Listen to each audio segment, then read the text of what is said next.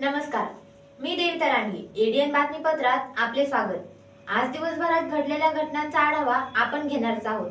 त्यापूर्वी एक नजर टाकूयात आजच्या ठळक घडामोडींवर.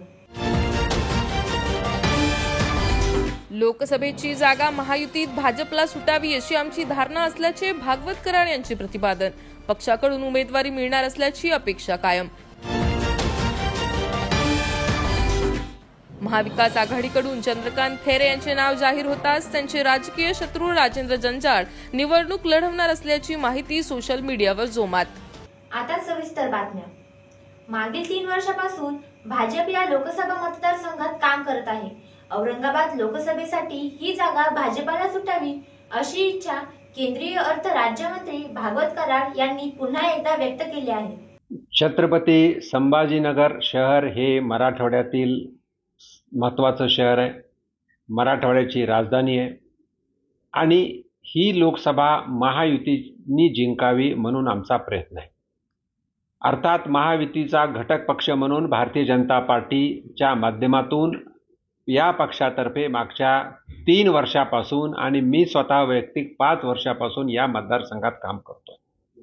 भारतीय जनता पार्टीच्या माध्यमातून जे 1892 बूथ आहेत त्या बूथवर बूथ प्रमुख असेल, बूथ कार्यकारिणी असेल, प्रत्येक मतदार यादीचा पन्ना प्रमुख असेल, वॉरियर असेल, शक्ती केंद्र प्रमुख असेल, ही सर्व तयारी झालेली आहे.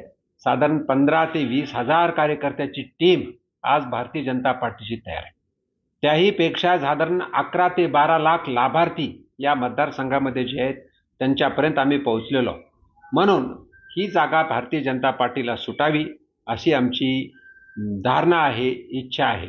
पण महायुतीचे नेते माननीय देवेंद्रजी फडणवीस साहेब असतील, मुख्यमंत्री शिंदेसाहेब असतील आणि उपमुख्यमंत्री अजितदादा राष्ट्रवादीचे ते असतील, त्या माध्यमातून जो निर्णय होईल तो आम्हाला मान्य करावा लागेल.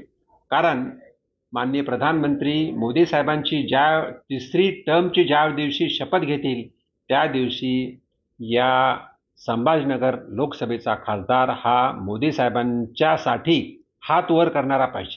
जे मागच्या वर्षी संभाजीनगर वासियांकडून थोडी चूक झाली, इम्तियाज जलील आम्हाला सर्वांना असं वाटलं होतं की एक समजा इंटेलेक्च्युअल माणूस आहे, काहीतरी करेल. 5 वर्षामध्ये त्यांनी 0 काम केलेलं आहे, एकही काम ते दाखवू शकणार नाही आहे. त्याचबरोबर आता उभाटा शिवसेनेतर्फे चंद्रकांत खैरे ज्यांना जनतेने नाकारलं असे उमेदवार दिलेले आहेत आणि या दोन्ही उमेदवाराला पराभूत करण्यासाठी आमची पूर्ण तयारी झालेली आहे. महायुतीचा उमेदवार लवकरच जाहीर होईल आणि जाहीर झाल्यानंतर आम्ही सुद्धा तेवढ्याच जोरात कामाला लागू आणि ही जागा जिंकू. महाविकास आघाडीकडून चंद्रकांत खैरे यांचे नाव घोषित झाल्यानंतर शिंदे गटाचे जिल्हा प्रमुख राजेंद्र जंजाळ यांच्या नावाची चर्चा सुरू झाली आहे. एकेकाळी खैरे यांच्याशी असलेल्या अंतर्गत वादामुळे शिवसेनेतून हकालपट्टी झालेले राजेंद्र जंजाळ हे खैरे यांच्या विरोधात लढणार असल्याची चर्चा आहे. केंद्रीय अर्थ राज्यमंत्री डॉक्टर भागवत कराड हे गेल्या वर्षभरापासून जिल्ह्यात तयारी करत आहेत. मात्र शिवसेना शिंदे गटाने या जागेसाठी जोर लावल्यानंतर भाजपच्या गटात सध्या शांततेचे वातावरण आहे. एवढेच नाही तर ही जागा शिंदे गटाला सोडण्यात आल्याची चर्चा मागील काही दिवसांपासून स्थानिक पदाधिकाऱ्यांमध्ये दबक्या आवाजात सुरू होती. यामध्ये शिंदे गटाचे संदीपान भुमरे हे चांगलेच आशेवर होते. त्यांच्या नावाची जोरदार चर्चा जिल्ह्यात होती. असे असतानाच महाविकास आघाडीतून चंद्रकांत खैरे यांचे नाव घोषित झाल्यावर शिंदे गटातील हालचालींना वेग आला होता. खैरे यांचे पूर्वीचे सहकारी आणि राजकीय वैरी असलेले शिंदे गटातील राजेंद्र जंजाळ यांच्या नावाची चर्चा पुन्हा एकदा सुरू झाली. त्याच आशयाचे मेसेज पोस्ट सोशल मीडियावर व्हायरल होताना दिसत आहेत. तर याबाबत आमच्या प्रतिनिधींनी जंजाळ यांच्याशी मोबाईलवर विचारणा केली असता त्यांनी याला दुजोरा दिलाय. त्यामुळे राजेंद्र जंजाळ हे केवळ खैरे यांना लोकसभेत अडचणीत आणण्यासाठी सर्वतोपरी प्रयत्न करणार असल्याचे दिसून येत आहे. शिवसेनेत असताना शिवसेना नेते चंद्रकांत खैरे यांना त्यांच्या मुलाला युवा सेनेत मोठे करायचे होते, त्यासाठी अडसर असल्याने आपली हकालपट्टी करण्यात आल्याचा आरोप राजेंद्र जंजाळ यांनी शिवसेनेतून बाहेर पडल्यावर केला होता. तर जंजाळ यांनी खैरे यांच्या निवासस्थानी जाऊन चॅलेंज केल्याचे प्रकरण देखील चांगलेच गाजले होते. एकेकाळी खैरे यांच्याशी असलेल्या अंतर्गत वादामुळे शिवसेनेतून हकालपट्टी झालेले राजेंद्र जंजाळ हे खैरे यांच्या विरोधात लढणार असल्याची चर्चा आहे. मार्च एंडमुळे मनपाच्या करवसुली मोहिमेत तेजी आली असून सुट्टीच्या दिवशी वार्ड कार्यालय सुरू राहणार आहेत. तर करापोटी दिलेला धनादेश बाउन्स झाला तर त्या प्रकरणी आता 5,000 रुपये दंड वसूल करणार असल्याची घोषणा करण्यात आली. महानगरपालिकेच्या वतीने आयुक्त तथा प्रशासक जी श्रीकांत यांच्या आदेशानुसार मनपा हद्दीतील नागरिकांना आपला थकीत मालमत्ता कर आणि पाणीपट्टी भरणा करण्याबाबत तसेच आपल्या मालमत्तेला कर लावून घेण्यासाठी वारंवार आवाहन करण्यात येत आहे. सुट्टीच्या दिवशीही वार्ड कार्यालय सुरू राहणार. दिनांक 29, 30 आणि 31 मार्च रोजी सुट्टी असल्याने शासकीय कार्यालयीन कामकाज बंद राहणार आहे. तरीही नागरिकांच्या सोयीसाठी या तिन्ही दिवशी सर्व वार्ड प्रशासकीय कार्यालय सकाळी 8 ते सायंकाळी 8 वाजेपर्यंत सुरू राहणार आहेत. बरेच नागरिक आपला मालमत्ता व पाणीपट्टी कराचा भरणा धनादेशद्वारे करतात, परंतु यातील बहुतांश नागरिकांनी दिलेले धनादेश वटले नाहीत, बाउन्स झाले आहेत. यापुढे आयुक्त यांच्या निर्देशानुसार अशा प्रकरणात जर धनादेश वटला नाही तर अशा नागरिकांकडून 5,000 रुपये दंड वसूल करण्यात येणार आहे. महानगरपालिकेच्या वतीने ज्या नागरिकांनी आपल्या मालमत्तेला कर लावून नसेल अशा प्रकरणात दिनांक 31 मार्च 2024 पर्यंत मुभा देण्यात आली आहे. ज्या नागरिकांनी कर लावून घेण्यासाठी अर्ज सादर केले असतील त्यांना जुन्या दराप्रमाणेच कर लावण्यात येणार आहे, अशी माहिती उपआयुक्त अपर्णा थेटे यांनी दिली आहे. तरी अद्यापही ज्या नागरिकांनी मालमत्तेला कर लावण्यासाठी अर्ज दाखल केले नसतील त्यांनी 31 मार्च पर्यंत अर्ज दाखल करून मालमत्ता कर भरावा व मनपा प्रशासनास सहकार्य करावे असे आवाहन करण्यात येत आहे. सुलीभंजन ग्रामपंचायतीचे उपसरपंच सुनील घुसळे यांनी विभागीय आयुक्त यांच्याकडे केलेल्या तक्रारीवरून खुलताबाद तालुक्यातील गल्ले बोरगाव येथील सरपंच विशाल खोसरे यांचे पद रद्द करण्यात आल्याची माहिती त्यांनी एडीएन सोबत बोलताना दिली. आणि मी सन 2023 मध्ये माननीय विभागीय आयुक्त कमिशनर साहेब यांच्याकडे जे येतं गल्ले बोरगाव येथील सरपंच विशाल विजय खोसरे यांनी जे कामात भ्रष्टाचार केलेला होता त्या संदर्भामध्ये म्हणजे भ्रष्टाचार असा होता की वारस देणे, जन्ममृत्यूचे प्रमाणपत्र देणे, पुन्हा जे सेमटॅकीचे कामं झाले त्यामध्ये त्यानं जे खोटे बिल उचलले त्या संदर्भात आम्ही तक्रार दिलेली होती. त्यामार्फत जे आमचे विद्यमान व प्रसिद्ध वकील आपले शरद भागडे पाटील हे आमच्या मार्फत जे युक्तिवाद केला होता आणि त्या अनुषंगाने आज दिनांक 28/3/2024 रोजी त्यांचं पद आज रद्द झालेलं आहे. आणि या अनुषंगाने आम्ही त्यांच्या विरोधात पुन्हा न्यायालयात पण फौजदारी दाखल करण्यासाठी लवकरच जाणार आहे. अजूनही काही घटनांचा आढावा आपल्याला घ्यायचा आहे, मात्र वेळ झाली एका छोट्याशा ब्रेकची. कुठेही जाऊ नका, पाहत रहा एडीएन.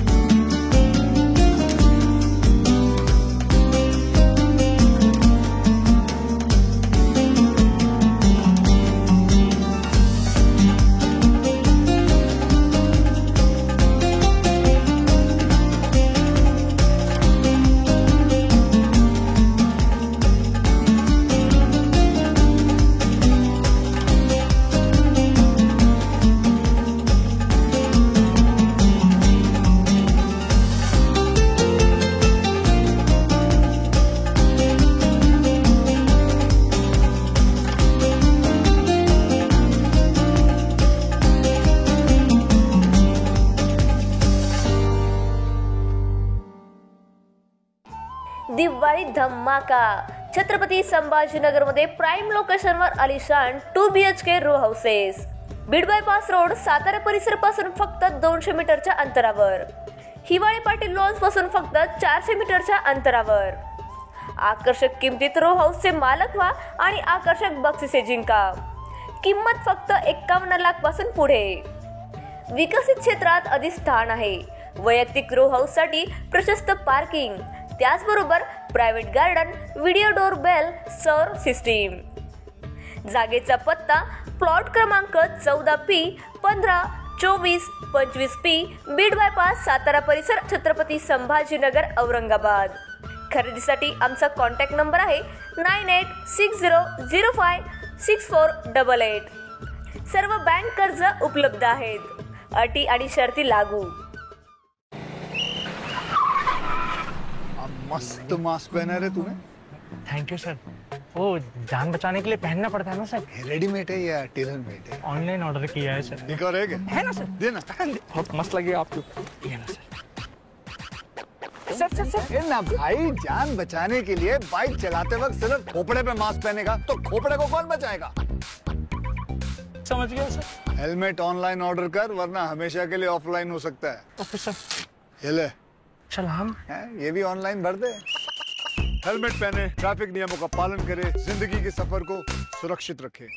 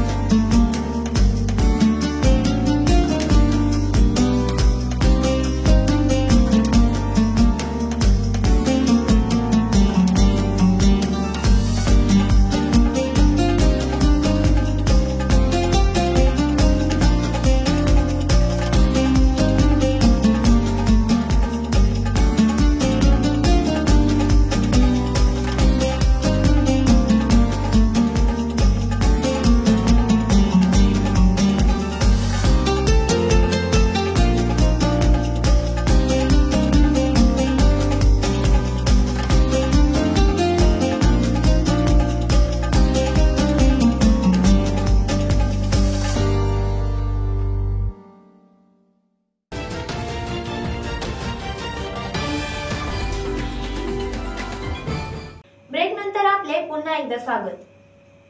धुलीवंदनाच्या दिवशी जुने वाद उफाळून आल्याने पार्टीत सहभागी अन्य 2 मित्रांच्या मदतीने तरुणाची तिघांनी मिळून क्रूर हत्या मंगळवारी मध्यरात्री 2 वाजेच्या सुमारास केल्याची घटना घडली असून पोलिसांनी संशयितांना ताब्यात घेतले आहे.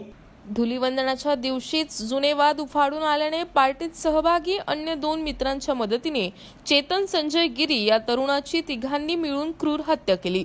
मंगळवारी रात्री 2 वाजेच्या सुमारास ही घटना घडली. चिकलठाण्याच्या पुढे बंद पडलेल्या हॉटेलमध्ये दारूची पार्टी सुरू असताना ही घटना घडली.